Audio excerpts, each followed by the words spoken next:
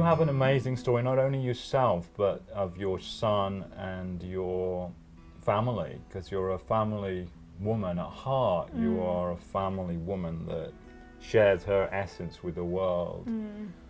What is the beginning point? I'm definitely a family-orientated person, as you say. I'm a mother of 4 boys, 4 lovely boys, and there's so many points I could start at. I mean, I think everyone's story is made up of so many stories, and I could really launch into any of them, but I think a really good starting point would be a story, a trauma that has happened fairly recently for me and my family, which happened last year when my eldest son Samuel had a cardiac arrest.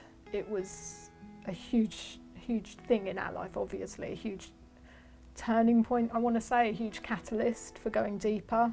Yeah, he was at school one day, my son, he's had a heart condition his whole life since he was 10 days old. He's had a damaged area of his heart from a virus that he had when he was a baby. Okay, what was that virus? The Coxsackie virus, and apparently it's as common as the common cold and usually has no ill effect on people, but what happened was he had it probably while he was in utero, and it wasn't picked up until he was 10 days old. He went into heart failure and he turned blue basically. I was a young mum. Where was he, in hospital or at home? He was at home, we had him at home. He'd been home for 5 days because he'd been born by emergency caesarean because he was in distress, but at the time, you know, there was no signs that anything was wrong with him once he was born. So we were in hospital for 5 days, then we were home for 5 days, and then I kept saying, I don't think he's right. I think there's something wrong with him. He's too sleepy. But I think as a lot of new mums will relate, people tell you you're being paranoid, you know, you're imagining things. And then after a few days, he basically, he wouldn't feed and he started turning blue. So we obviously got an ambulance and rushed him to the hospital. Found out he was in heart failure. He got rushed up to London in an ambulance. We were told at the time to say goodbye to him because he probably wouldn't make the journey up there. He was 10 days old. It's interesting because I thought I was going to start talking about March last year when he had his cardiac arrest, but I've now gone back. It seems that the story wants to start back at the beginning. So when the doctors told me to say goodbye to him, I refused because I knew it wasn't goodbye.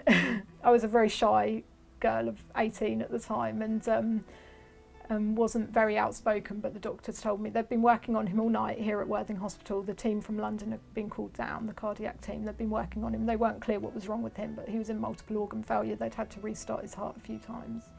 They said they needed to take him to London because they had better equipment there. We'd been in another room most of the night being comforted by friends and family, and they called Michael and my husband and I, to basically told us, say your goodbyes because he's in a very precarious position. It's unlikely he'll survive the journey. And I just said, no, I'm not saying goodbye to him. You're not. And what part of you knew that it wasn't goodbye? I don't even know if I can put a name on that part of me, but it was a part I wasn't consciously aware of before that point. It was a part that I recognised that had always been there. It was faith. It was pure. There was a voice inside me saying he's not going anywhere, he's going to be fine. The doctors thought I was just in denial.